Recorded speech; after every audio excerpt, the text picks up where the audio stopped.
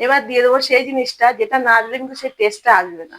বন্ধুরা, শীতকালে তো বাজারে কত রকমের সবজি পাওয়া যায়, আর সেই তাজা সবজি দিয়ে বানাবো দারুণ মুখরোচক আইটেম। তো আজ বানাচ্ছি মিক্স পাস্তা। চলো দেখো তাহলে কি কি নিয়ে নিয়েছি। প্রথমে নিয়ে নিয়েছি পাস্তা, এটাকে আমি সিদ্ধ করে জল ঝরিয়ে রেখেছি।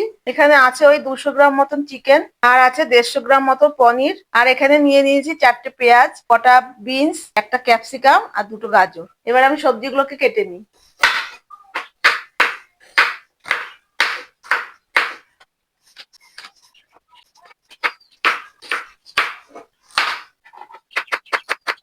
চিকেনটাকে ছোট ছোট করে পিস পিস করে কেটে নেবো। পাস্তা তোমাদের কার কার পছন্দ কমেন্ট করে জানিও। এই যে চিকেন গুলোকে পিস পিস করে কাটা হয়ে গেল। এবার পনিরটাকেও পিস পিস করে কেটে নিই। বন্ধুরা, এখানে পনির কিন্তু একদম ছোট ছোট করে কাটতে হবে। এই যে টুকরো টুকরো করে কেটে নিলাম। এবার আমি পনির গুলোকে একটু ভেজে নেবো। অল্প করে একটু লবণ দিয়ে দেবো। পনির গুলো একদম টাটকা, এর জন্য ভাজতে গিয়ে গুঁড়ো হয়ে গেল। কড়াইতে দিয়ে দেবো আদা রসুন আর কাঁচা লঙ্কার পেস্ট 1 চামচ দিয়ে দেবো। এবার চিকেন গুলোকে দিয়ে দেবো। এবার দিয়ে দেবো অল্প করে একটু লবণ, অল্প করে একটু গোলমরিচের গুঁড়ো। এবার দিয়ে দেবো 1 চামচ রেড চিলি সস, দিয়ে দেবো 1 চামচ সয়া সস। চিকেনটা হয়ে গেছে, এবার নামিয়ে নেবো। এবার আমি ডিমগুলো ভুজি করে নেবো, সেই জন্য কড়াইতে একটু তেল দিয়ে দিলাম। আমি এখানে 3টে ডিম নিয়ে নিয়েছি। পাস্তাটা আমার একটু বেশি করে করছি, তো তোমরা যে যেরকম নেবে সেভাবে ডিমটা নেবে হিসাব করে।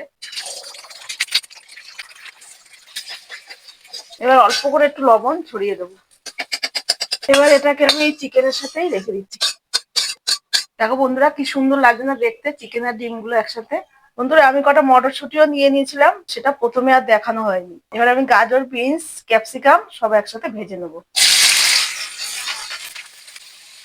গাজর আর বিনসটা ভাজা হয়ে এসছে, এবার ক্যাপসিকাম গুলো দিয়ে দেবো। এবার পেঁয়াজ কুচানো গুলো দিয়ে দেবো, আর দিয়ে দেবো কাঁচা লঙ্কা কুচানো। এবার আমি অল্প করে ভাজাগুলোতে লবণ দিয়ে দেবো, অল্প করে হলুদ দিয়ে দেবো। এবার পাস্তা গুলো দিয়ে দেবো।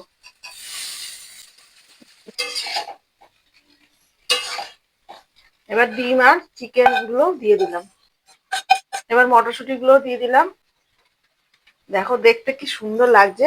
কি মনে হচ্ছে বন্ধুরা, কেমন হবে আজকে পাস্তাটা? এবার আমি স্বাদ মতো লবণ দিয়ে দেবো। লবণ তো আগেও দিয়েছি, এখন অল্প করে দিয়ে দেবো। গোলমরিচের গুঁড়ো দিয়ে দেবো। এবার দিয়ে দেবো রেড চিলি সস, দিয়ে দিলাম টমেটো সস। এই পাস্তাটা কিন্তু সসের উপরে, সস যত দেওয়া যাবে ততই ভালো হবে পাস্তাটা খেতে। এবার দিয়ে দেবো সেই জিনিসটা যেটা না দিলে কিন্তু সেই টেস্টটা আসবে না। দিয়ে দিলাম সয়া সস।